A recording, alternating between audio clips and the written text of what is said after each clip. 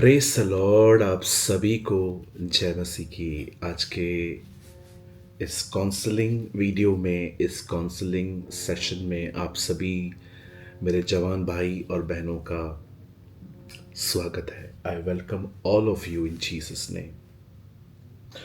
आज के वर्ड में न केवल एक वर्ड है, लेकिन हम सीखेंगे वो चीज़ें जो हमें गिराती और उठाती है, और मैं बिलीव करता हूँ कि ये हमें एक अच्छी विस्डम को प्रोवाइड करेंगे। हम जितने भी यंग लोग हैं, जितने भी जवान हैं, हम बहुत बार परमेश्वर के बहुत करीब होते हैं। हम उसके प्यार को महसूस करते हैं, उसके सुकून को महसूस करते हैं, हम फील करते हैं कि वो हमारे साथ है। लेकिन समटाइम्स हम इतने बाहर रहते हैं कि हमें पता ही नहीं चलता कि हमारे साथ क्या हो रहा है। कई बार हम परमेश्वर से बहुत दूर रहते हैं, आराधना करते हैं, लेकिन हमारा इंसाइट कहीं और होता है, हमारा मन कहीं और होता है। रटे हुए गीत गाते हैं, हम सब करते हैं, लेकिन हम परमेश्वर के उतने करीब नहीं होते। क्या रीज़न है? कुछ दिन प्रभु के करीब, कुछ दिन उससे दूर, कभी पहाड़ों पर तो कभी तिराइयों में। आखिर क्यों होता है ऐसा? मैंने सोचा मैं क्यों ना एक छोटा सा एक वीडियो बनाऊं और मैं आपको इस चीज़ के ऊपर काउंसलिंग दूं, क्योंकि बाइबल साफ कहती है हमें सीखना चाहिए हम कहाँ से गिरे, कैसे उठे।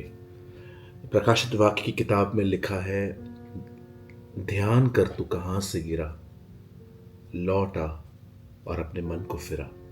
बाइबल कहती है ध्यान कर। जब मरियम मूसा का विरोध करती है तो उसे कोड़ लग जाता है, और मूसा उसके विषय में प्रार्थना करता है कि प्रभु तू मेरी बहन को ठीक कर। तो प्रभु कहते हैं मैं इसे 7 दिन के बाद ठीक करूंगा, ताकि इन 7 दिनों में ये महसूस करे, ये लर्न करे, सीखे कि एक आदमी का जो सच्चाई से चल रहा है उसका विरोध करना कितना खतरनाक गुनाह है। सो परमेश्वर ने अपने लोगों को और हमें ये आज्ञा दी है कि हम गिरने के बाद लर्न करें कि हम क्यों गिरे, हम कैसे गिरे। क्योंकि अगर हमने ये लर्न नहीं किया तो हम दोबारा गिरेंगे। मैं आपके सामने एक वर्ड रख रहा हूँ, और याद रखिए ये जो मीटिंग है ये विशेष जवानों के लिए है। This meeting is specially for the young people. और मैं आपके सामने एक वर्ड रख रहा हूँ। इस वर्ड का ये वर्ड जो है ये याकूब जेम्स में से है, 4 और उसका 8 वचन। परमेश्वर के निकट आओ तो वह भी तुम्हारे निकट आएगा। हे पापियों, अपने हाथ शुद्ध करो, और हे दुचते लोगों, अपने हृदय को पवित्र करो। याकूब यहां पर कहता है परमेश्वर के करीब आइए, तब परमेश्वर आपके करीब आएगा। अगर मैं नहीं जाऊंगा वो भी नहीं आएगा। याद रखिए, पापों की क्षमा, उद्धार पाना अलग अनुभव है, ये अलग है। जो व्यक्ति यीशु पर विश्वास करता है वो धर्मी ठहराया जाता है, इसमें कोई शक नहीं है। हमारे काम हमें नहीं बचाते, हमारा जो उस पर विश्वास है वो हमें बचाता है। फ्रूट्स जो हैं वो हमें हमारे फ्रूट्स नहीं बचाते, जी नहीं, हमारा विश्वास हमें बचाता है। कुछ लोग सोचते हैं fruits is a root and faith is कि जो हमारा जो रूट्स हैं, वो जो हमारी जो, जैसे कि मैं आपको और अच्छे से एक्सप्लेन करता हूँ उससे। अगर मैं ये विश्वास करता हूँ कि मैं अपने कर्मों से बचाया गया, तो बाइबल कहती है नहीं, ऐसा नहीं है। बाइबल कहती है आप विश्वास से बचे हो, और कर्म उसका फल है। अगर आप बचाए गए हो तो अपने फलों को दिखाओ। ये नहीं कहती है बाइबल के फलों को दिखाओ तो बचोगे, जी नहीं, आप बचे हो इसलिए फल दिखाओ। सेम बात वो यहां पर ये भी कहता है कि अगर उसके करीब आओगे, आपने विश्वास किया, आप बचाए गए हैं, आपके पाप माफ हुए हैं। पर सवाल ये है कि हम क्या उसके करीब हैं? मैं आपको बताता हूं हम करीब आते कैसे हैं और जाते कैसे हैं। ठीक है, जब आप किसी प्रभु के दास को सुनते हैं, जब आप किसी की वर्शिप सुनते हैं, तो उस आदमी की स्पिरिचुअल लाइफ का बेनिफिट आपको मिलता है।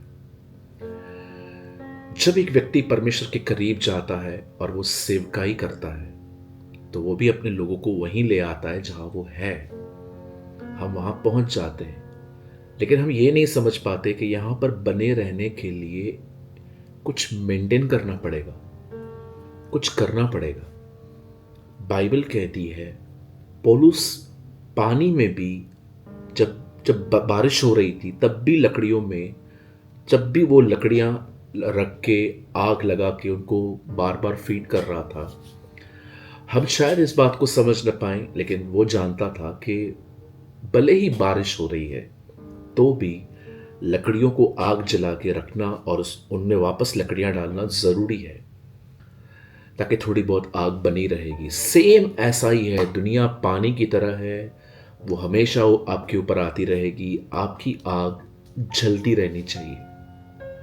हमारी बाइबल कहती है, तुम्हारे दिए हमेशा जलते रहें।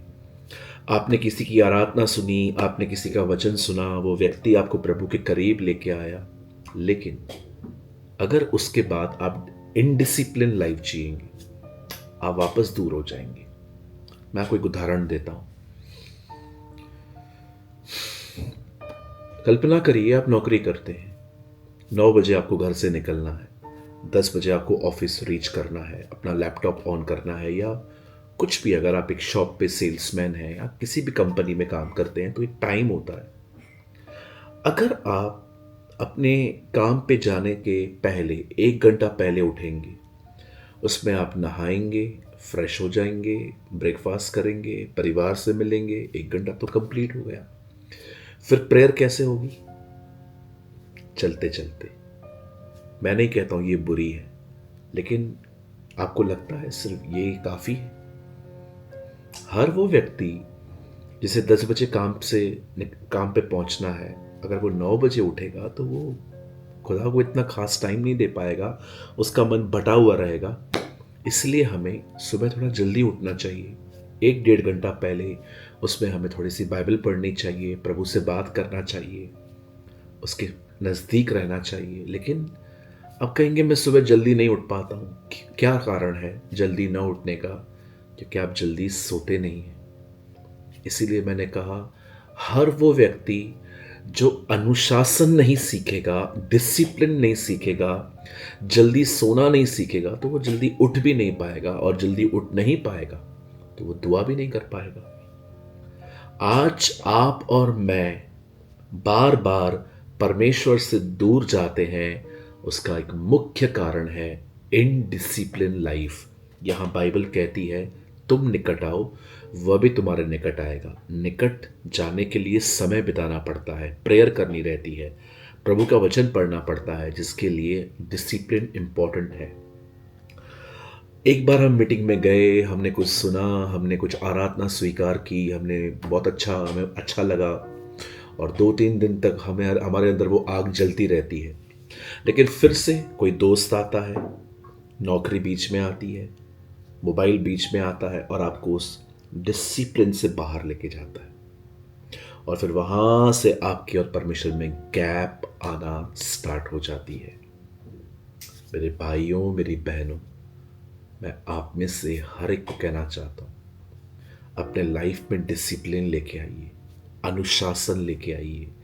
अगर आप चाहते हैं कि आप सुबह जल्दी उठ के प्रार्थना करें फिर काम पे जाएं, तो आपको रात को जल्दी सोना पड़ेगा, आपको अपना फ़ोन साइड में रखना पड़ेगा, अपनी लाइट ऑफ करनी पड़ेगी ताकि आपको नींद आए। बगैर अनुशासन के, विदाउट डिसिप्लिन, कोई आगे नहीं बढ़ पाएगा, सब वहीं रहेंगे। याकूब एक खूबसूरत बात समझा रहा है यहाँ पर, अगर आप करीब आओगे वो भी आपके करीब आएगा, आप नहीं आओगे वो भी नहीं आएगा। हाँ, आपने विश्वास किया है, आपने उद्धार पाया है, आपके पाप माफ हुए हैं, लेकिन वो करीबी जो आप चाहते हैं वो डिसिप्लिन के साथ आती है। उम्मीद करता हूँ इस छोटे से वचन के द्वारा, इस छोटी सी काउंसलिंग के द्वारा आपने कुछ विज़डम हासिल की होगी। अगर आप चाहते हैं मैं आपके लिए प्रार्थना करूँ, इस समय आप भाइयों और बहनों के लिए अलग-अलग नंबर्स हैं। आप चाहें तो आप मुझे अपना प्रार्थना निवेदन यहाँ भेज सकते हैं और आज के प्रार्थना निवेदन का जो टाइटल है, बस आपको व्हाट्सएप पे जाके इस नंबर पे जाना है और लिखना है अनुशासन, डिसिप्लिन। जब आप ये लिखेंगे, मैं समझ जाऊंगा कि आपने आज की वीडियो को देखा है और मैं आपके लिए ज़रूर प्रेयर करूंगा। धन्यवाद प्रभु का आज के वचन के लिए। यदि आप चाहें तो कमेंट बॉक्स में आप बता सकते हैं कि आज आपने क्या लर्न किया और ये वचन क्या आपके लिए था। प्रभु आप सबको बहुत ब्लेस करे। आप सभी को जय मसीह की।